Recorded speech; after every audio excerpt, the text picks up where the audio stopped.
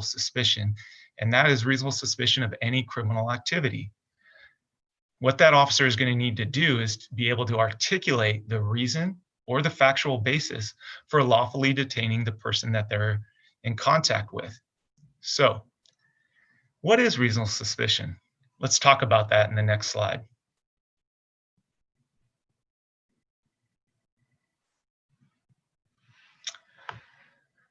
Reasonable suspicion is the officer being able to articulate enough facts and circumstances to make it reasonable to suspect that criminal activity is occurring and that the person detained is connected to that criminal activity.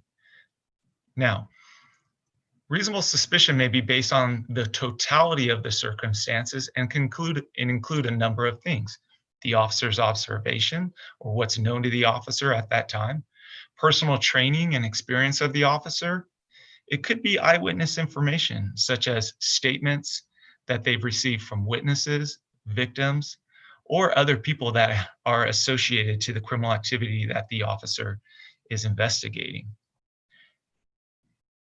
What is important to note is that reasonable suspicion developed by an officer cannot be based on a hunch or or some type of instinct. It's very clear that the officer needs facts and be able to articulate those facts based on the totality of the circumstances that they can develop their reasonable suspicion. Now, when I talked about the totality of the circumstances and the factors that could play into that, there are also many other factors which an officer could consider contributing factors to establishing reasonable suspicion. I kind of equate it to pieces of a puzzle that the officer is putting together to determine whether they have enough reasonable suspicion to make a detention of a certain individual or subject. Now, when the officer is forming their reasonable suspicion, they can account for multiple factors, meaning that they can include the observations of what they're seeing at the scene.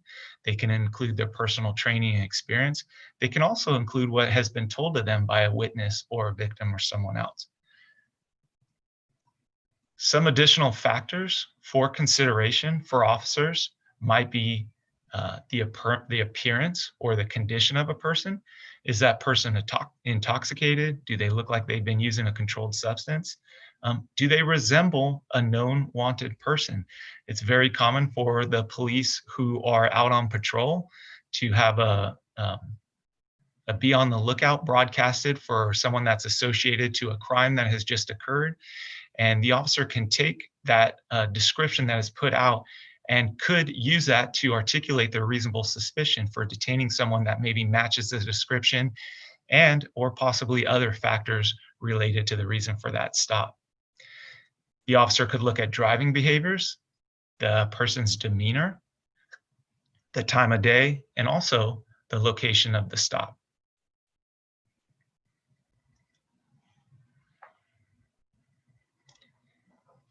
Now, as I've mentioned, officers are restricted in what they can do during a detention to ensure that the detention does not turn into an illegal arrest. These are kind of the rules that the officer's has to go by.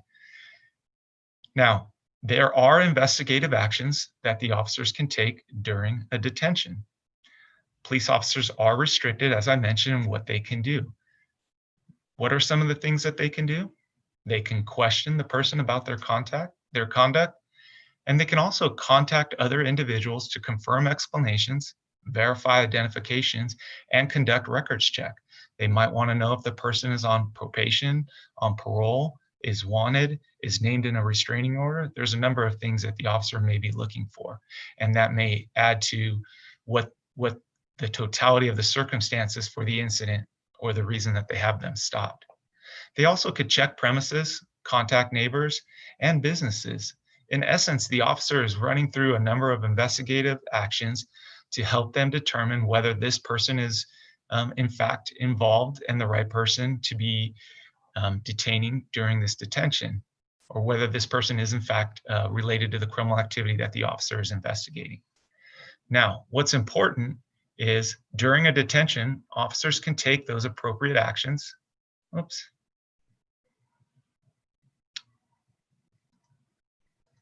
Sorry about that. Excuse me 1 second.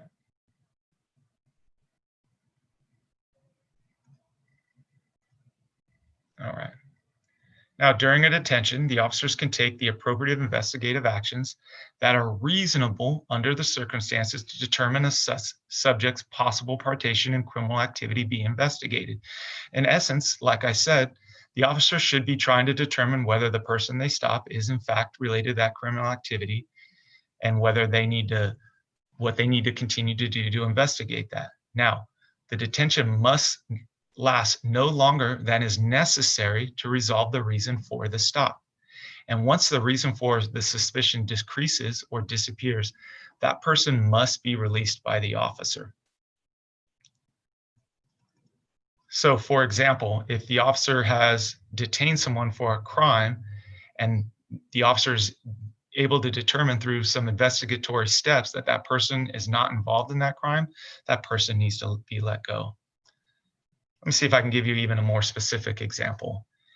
If the officers on patrol are investigating a burglary because there was a burglary suspect gets detained based on a description provided by a homeowner who had come home and who had walked in on this burglary suspect, and the officers have stopped that person. And let's just say that the homeowner is able to walk down a couple blocks to where the officer has this person detained, and the homeowner is able to do what we call an infield showing of the burglary suspect. And the homeowner is able to tell the officer or relay to the officer that this is not the person that they saw inside their house. Then that subject needs to be immediate release since the detention had been satisfied and there's no other suspicious behavior associated with that person to further the detention.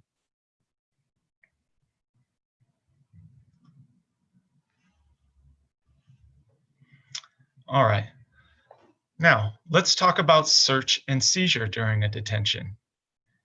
Cursory or pat searches are allowed during a detention to protect officers from assault. Now, in order for that to happen, in order for for an officer to conduct a cursory or pat search, officers must be able to articulate specific facts which cause them to reasonably believe that the person is carrying a weapon or a dangerous instrument. It's important to note that the scope of such a search is limited. So that cursory or pat search that an officer conducts on a person being detained can only occur on the outer clothing and only for the purpose to locate possible weapons.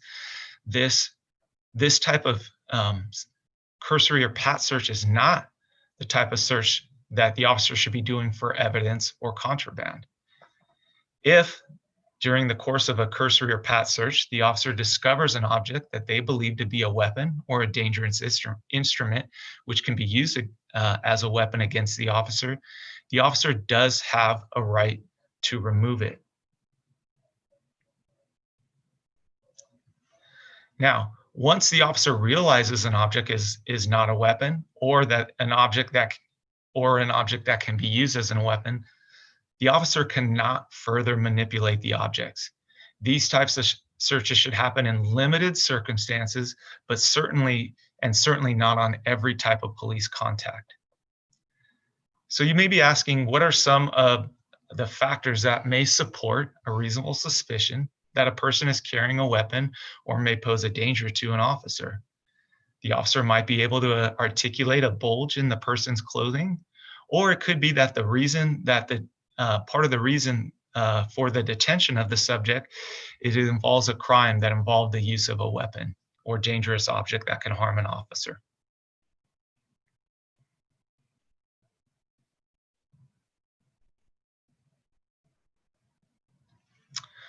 So let's talk about force and detentions and what force an officer is able to use during a detention. If a person attempts to leave during a detention, officers may use reasonable force and or physical restraints to compel that person to remain, in essence, to affect that detention. Now, reasonable force to affect a detention can include the officer handcuffing the subject and or placing the subject in the back of a police vehicle.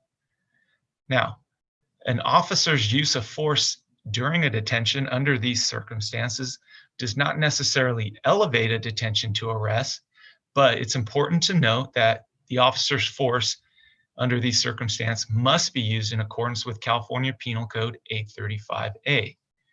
And as a reminder, last week, Acting Captain James Reifschneider presented a community briefing on use of force last Wednesday afternoon, and I encourage you to go back and watch a recording of this briefing for more information if you hadn't had an opportunity to view it.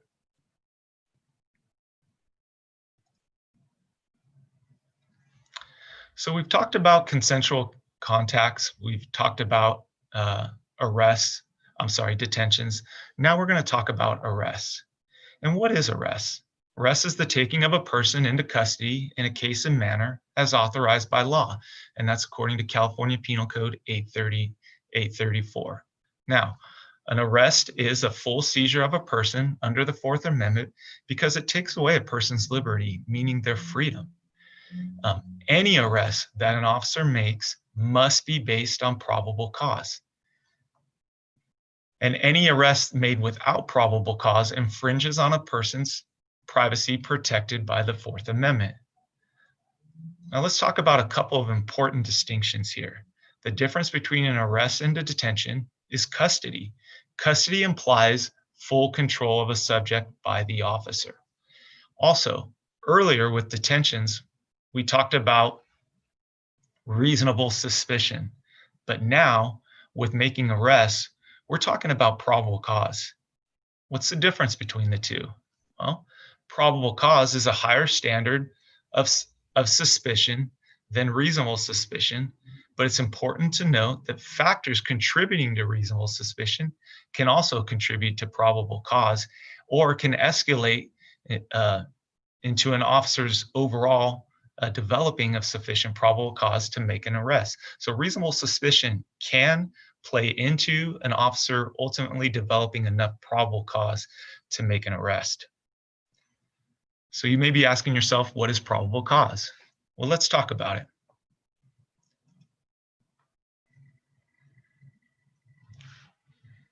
Probable cause is a set of facts that would cause a person of ordinary care and prudence to entertain an honest and strong belief that the person to be arrested is guilty of a crime.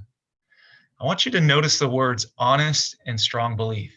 Notice it doesn't say indisputable or 100% certain. Probable cause provides some leeway for officers in making the determination that the person is guilty of a crime. Now, probable cause is based on the totality of the circumstances and may include a couple things we're going to talk about, but certainly is not limited to direct investigation or reports. For instance, it could be that the officer goes out to a scene and determines based on a victim or witness statement that a crime has occurred, and that's been directly relayed to the officer. It could be circumstantial evidence that comes across to the officer's attention. It could be secondhand statements from reliable sources.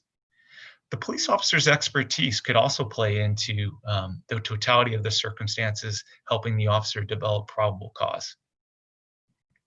Now, for this last bullet point, I want to make just a quick point here. Over the course of a career, police officers can become well-versed in specific fields of law enforcement. It could be narcotics, stolen vehicles, robberies, burglaries, or other property crimes.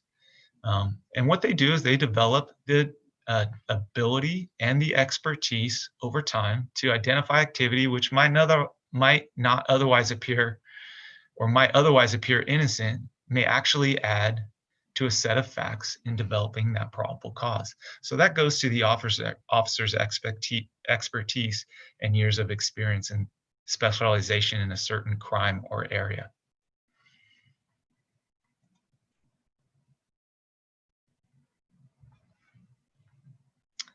So let's discuss warrantless arrests and elements of a lawful arrest. And those elements of a lawful arrest. California Penal Code 836 establishes the legal basis for an arrest by a police officer. And there are two situations, I apologize. There are two situations, pursuant to a warrant and also without a warrant. So first, let's discuss the elements of a lawful arrest pursuant to a warrant. The officers must establish probable cause, which is what we just talked about for a warrant, and they do that through a sworn statement, or what we call an affidavit. That is the officer um, going, making a statement about all the information and the facts that are known to them, which lead them to believe that the probable cause exists. Now, that turns into an arrest warrant, which is a warrant order signed by a magistrate that directs and commands a police officer to arrest the person named in that warrant for the offense and the offense named in that warrant. So those are the circumstances in which a lawful arrest can be made pursuant to a warrant. But let's also discuss warrantless arrest next.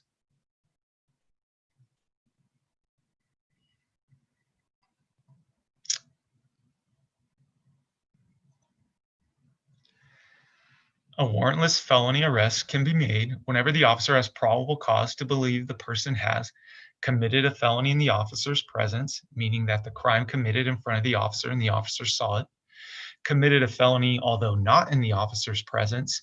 And that could be a situation where the officer necessarily doesn't see the crime committed, but hears it and is able to um, develop probable cause based on what they heard and then what's known and presented them. Or the last prong, committed a felony regardless of whether or not the felony was in fact committed. Now you might be wondering, is there any restrictions on officers when they're allowed to make a warrant felony arrest? Warrantless felony arrests can take place at any time of the day or night and can take place any day of the week. This will be a little bit different from warrantless misdemeanor arrests, which we're going to talk about in just a second.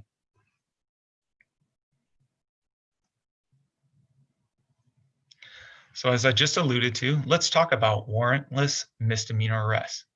A warrantless misdemeanor arrest can be made whenever the officer has probable cause to believe the person to be arrested has committed a misdemeanor in the officer's presence, meaning the officer observed the misdemeanor happens and then has that sufficient probable cause, or if the person to be arrested did not commit a misdemeanor in the officer's presence, but the crime involves a specific circumstance as defined by law.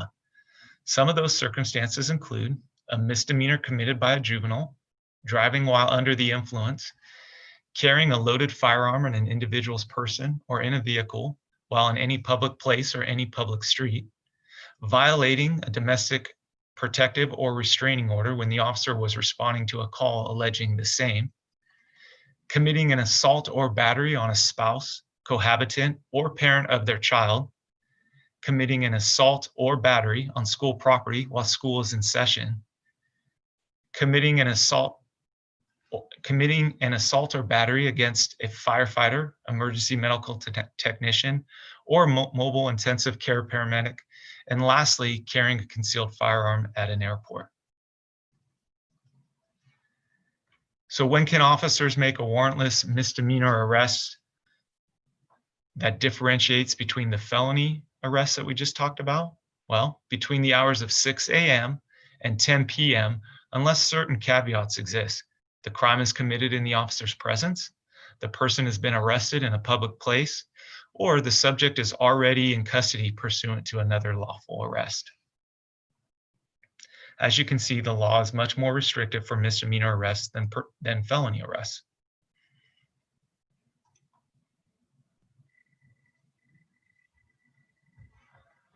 Let's talk about use of force and restraint during the arrest. Again, if you watched last week's community briefing presented by Acting Captain James Reichschneider, you'll remember that he discussed use of force, and you'll recall that California Penal Code authorizes police officers to use force that is reasonable and necessary to make an arrest, prevent escape, and to overcome resistance. Now, this force that is allowed by the California Penal Code is used to accomplish taking a subject into custody. Remember, custody is that key element that distinguishes a detention from an arrest.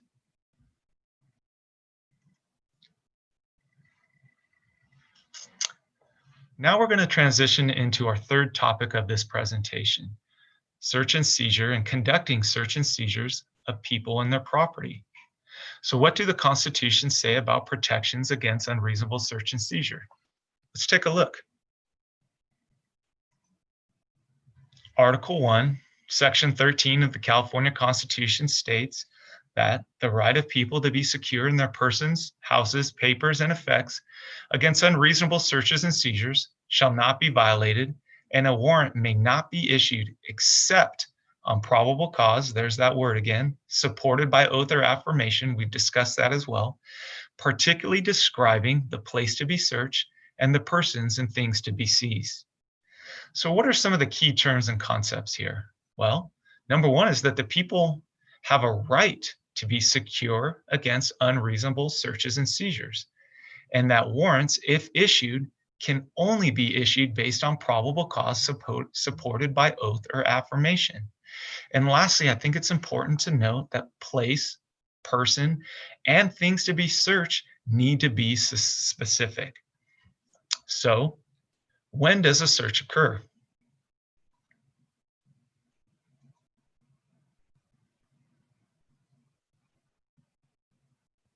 According to the Fourth Amendment in the California Constitution, searches occur when an expectation of privacy, your privacy, that society is prepared to consider reasonable, is infringed upon by the government, or in this case, for our presentation, law enforcement. Now, it is important to note that the Fourth Amendment in the California Constitution do not give absolute right to privacy, nor do they prohibit all searches. What the Fourth Amendment and the California Constitution do is limit searches considered unreasonable by the courts.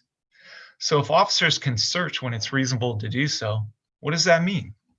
Well, when courts look at whether a search is reasonable, the courts will look at the totality of the circumstances and the balance of an individual's right to privacy against the government's, or in our case, law enforcement's, need to gather evidence and apprehend criminals.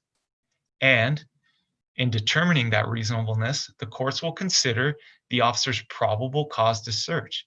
What does it say? How does it measure up?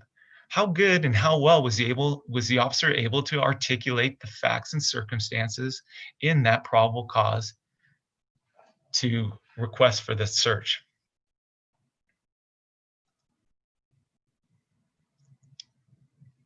So, in establishing probable cause to search, it's enough facts or information to provide a fair probability or a substantial chance that the items sought will be located in the place to be searched. The officer must specify those facts and articulate them in court or sworn statement and affidavit that show there is a fair probability to believe that a crime has occurred or is about to occur, that evidence pertaining to that crime exists, and that evidence is at the location that they wish to search. What's important to note here is probable cause is less than absolute or even a near certainty, but it's more, again, than a mere hunch or suspicion. So some key terms to consider here are fair probability and substantial chance. These are important because they mean that an officer can develop sufficient facts to articulate probable cause to conduct a search, but in the end up not locating the items that they had hoped to find or that were sought. Now, not finding the items to be sought during a search does not in and of itself make that search unlawful.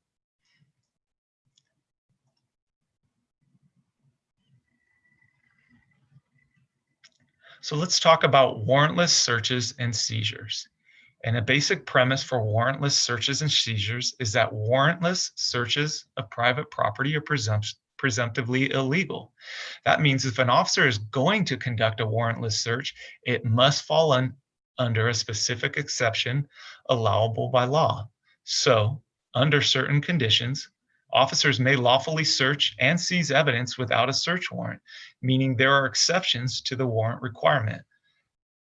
We're going to discuss a few of these, but just to give you an overview, we're going to talk about plain view searches, cursory or pat searches, which we've already mentioned as part of our detention block, consent searches, searches pertaining to exigent circumstances, incident to arrest searches, probation and parole searches. Now let's talk about each of these exceptions a bit more.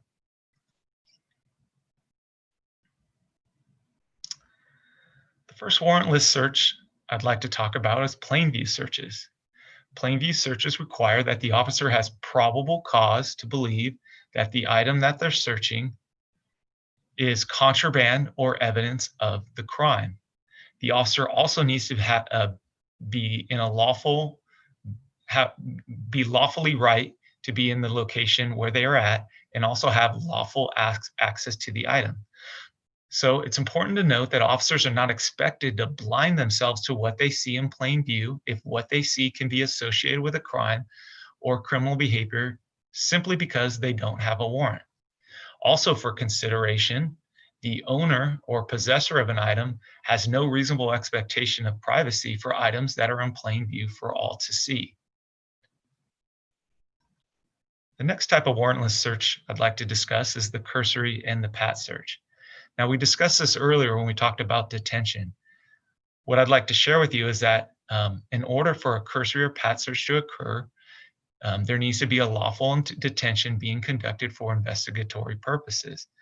That means that the officer must be able to articulate specific facts for why that person may be carrying a weapon, as we discussed earlier. And also, as a reminder, the scope of this search is limited to just the outer clothing of weapons or potential weapons. Once the officer determines that the object that they discover on this type of pat search is not a weapon, that officer needs to move on.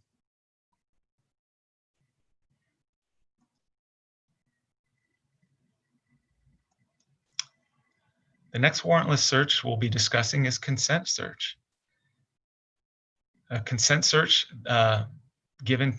someone who consents to a search for an officer must consent to that search voluntarily, and the officer must obtain consent to search from a person who has the authority to give it. Now, in considering the lawfulness of a consent search, voluntary consent means that the person gave that consent as an act of their free will and not a result of any duress or coercion on the part of the officer.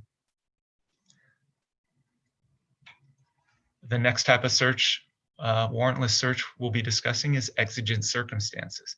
Now, exigent circumstances involve emergency situations that require swift action on the part of law enforcement to prevent imminent danger to life or safety, serious damage to property, imminent escape of the suspect or a suspect, and imminent destruction or removal of evidence. Now, under this exception, the primary purpose of the officer's entry or search is to attend to the emergency situation. So once inside a residence under this exception, police officers may do whatever is necessary to resolve the emergency. But once that emergency has dissipated or resolved, a warrant may be needed for any further searching. Lastly, let's talk about warrantless searches incident to arrest. In order for an officer to conduct a warrantless search incident to arrest, there needs to be a lawful arrest, there needs to be custody, and that search needs to be contemporaneous to that arrest and that custody. Now, a custodial arrest is one in which the subject will be transported to another location or facility, such as a jail, a detox center, or the police department.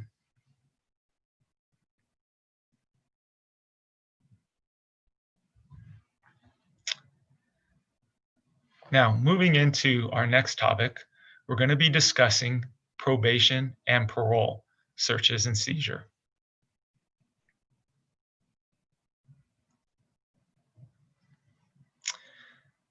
First, let's talk about probation search. But let's give a little background first. Probation is a sentencing alternative for a person convicted of a criminal offense that's granted at a judge's discretion. So rather than incarceration or being in jail, that probationer is released and falls under the authority of the probation department. Now, as part of agreeing to being released from incarceration and coming under the authority of the probation department, probationers consent to certain conditions. Those conditions can vary, but can include avoiding drugs and criminal behavior, and also submitting to searches without a warrant, probable cause, or reasonable suspicion. The California Supreme Court has ruled that warrantless, suspicionless probation searches are reasonable under the Fourth Amendment. So what does a warrantless, suspicionless probation search entail? Let's talk about that.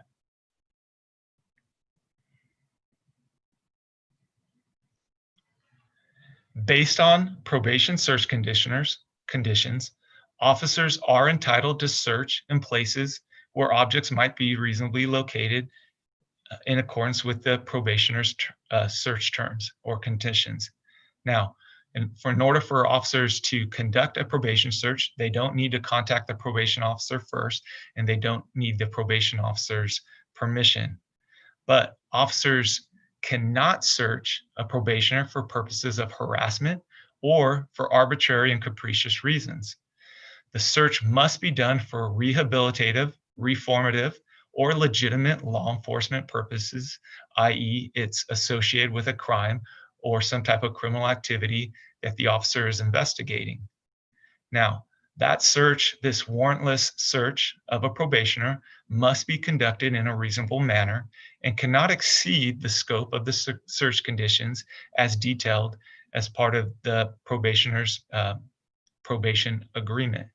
Now, some important considerations for probation searches that I want you to keep in mind. Not every person on probation has a search condition, and not all search conditions are the same for every probationer. Some may be broader than others, depending on the specific terms of the probationer.